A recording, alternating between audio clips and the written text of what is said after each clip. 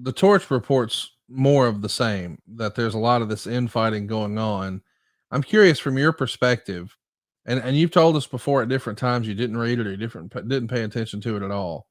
But when you see stories about your company and your family and what at the time might be your best friend and Vince Russo, and it's all in the Observer and it's in the Torch, does part of you get frustrated? Like, where's all this coming from? Can everybody not just shut their mouth? Or talk to me about that. And I try to go back and think through a Jeff Jarrett lens 2003 versus a Jeff Jarrett lens of 2023. So I know look, I can only kind of, I can only kind of articulate my best recollection, but I knew my father talked to Wade, or I thought he talked to Wade, and I knew, we'll call it the Russo camp, whether it's Gilberti or whoever, talked to Wade. I mean, everybody talks to everybody. I've known that for a long, long time. I was always amazed 20 years ago or 20 plus years ago at the amount of sources that they would kind of gather. Nowadays, none of that surprised me. You're not going to keep anything. It's just, and I can sit here and complain about it, which I don't, because that's the world we live in.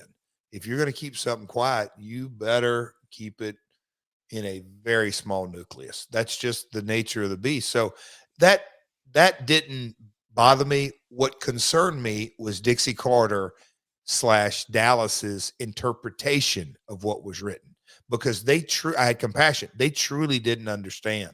How do they know all this stuff? And is all this stuff true about the company I'm funding? How is Bob Carter supposed to, without, fresh into the business?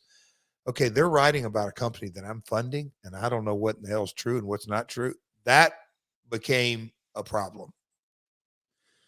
I got to tell you, you are the king of old school, because you can keep a secret. When you made your debut for AEW, you and I had been speaking almost every day. And then one day you send me a text and you say, "Hey, partner, need to have a call with you and you get a minute. Give me a shout." So I give you a call and I said, "Hey, man, sorry about that. We had an offsite today at the mortgage biz and it just took all freaking day. It's just now 2:30 and I'm finally going to hit some sort of a drive through and get something to eat. I'm starved. What's going on?" And you said, "You don't know?" And I said, "What do you mean?" Quit playing games with me, Connie. You don't know? I don't know what. Guess where I am. I don't know. Did Cody break his other arm? What's going on? I'm in Baltimore. Okay. Go see our pals at Jimmy's. No, I'm on the show tonight. Wait, you're at the AEW show? You kept it all totally quiet. Nobody told me anything. But I do find it fascinating that people still want to go. Maybe the proper phrase is control the narrative. Maybe they're not necessarily intentionally giving scoops that hurt the business, but they do want to give scoops because, well, sort of you scratch my back, I scratch your back sort of thing. That sort of thing happens, boys and girls. Yeah. And it feels as if in recent years and months and weeks, we have seen a lot of political angling through the newsletters. And you yourself have said earlier in this program, "Hey, man, you got to get out there and keep your hat in the game and stay in the boat," and all your machoisms. But I don't remember you ever trying to leverage the newsletter. So, like, in your mind's eye, is that just a separate, non-money making, doesn't matter? Because it does feel like there's a lot of controlling the narrative. So you'll have people say, "Oh, you can tell who talks to Sean Ross Sapp," and you'll have other people say, "Oh, you can tell who talks to Dave Meltzer," or, "Well, everybody knows who is Mike Johnson's friend," or whatever the case may be. Yeah. Why did you never play that game?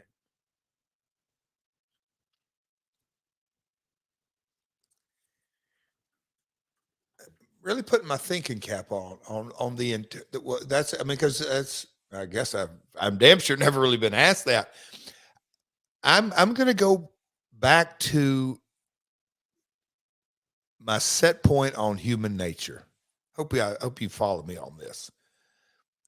I've always looked at social media as, obviously, it's a it's debatable how big or how small the audience is, but folks that are interested in professional wrestling, and I go back to the Louisville Gardens or the Mid-South Coliseum in Memphis or the Fairgrounds or any of those weekly events that I would go to since before I started wrestling, even pulling the ring and Jeff Leonard refereeing, but then, breaking in and doing all that is that human nature can be very, very confusing or baffling or head scratcher unless you really open your eyes and do a lot of listening. Because I've said it on this podcast many times. The same fan that when I would go to the ring as Jeff Jarrett and crank up Robert Palmer, Simply Irresistible, that same character that would go to the ring as a babyface and get literally dog cussed. I mean, called everything under the sun by groups of guys or this or that or whatever it may be. Those same group of guys are the same ones waiting in the alley after the show and running up and saying, "Can I get your autograph? Hey, where are y'all going after the show? Can we hang out? We're going down here to the market and we're getting gas and we're headed back to home. Okay, I'll meet you down there. Hey, that was a great match you had," all that kind of stuff. Human nature, and I'm not going to say just of the wrestling fan, it's just kind of how the world works. So me trying to, I think what you said, use the internet and the narrative, it's all smoke and mirrors. It's not real. It's whichever way the wind blows. It's impossible if you truly think you can control the narrative. And folks that sit back, like you just said, Conrad, and you're not the only one, but many, many folks can sit back and go, okay, this guy's talking to this guy, and this guy's talking to this guy. Okay, and here's this, and okay, he's positioned this, he's posturing there. It's not that hard to figure out. And here's what I've found. I'm going to throw it back at you.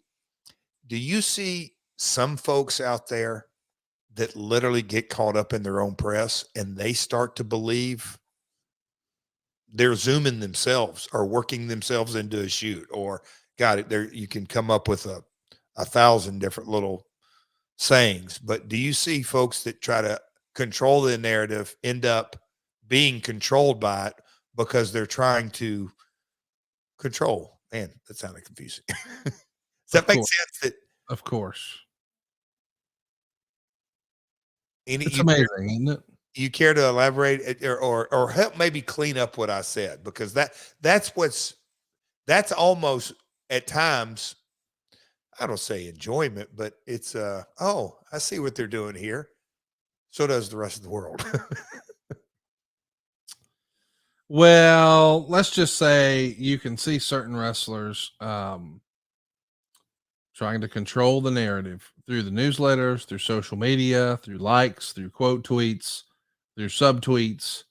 And don't get me wrong, you and I've had a lot of conversation about, business can be done on social media for sure. Oh, for sure.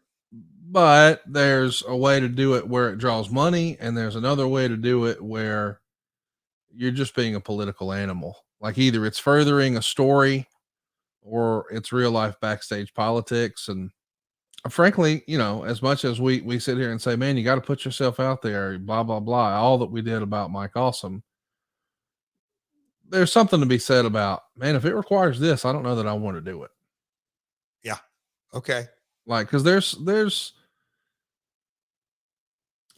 people who wield a lot of influence behind the scenes who sometimes, maybe do a little too much. Maybe.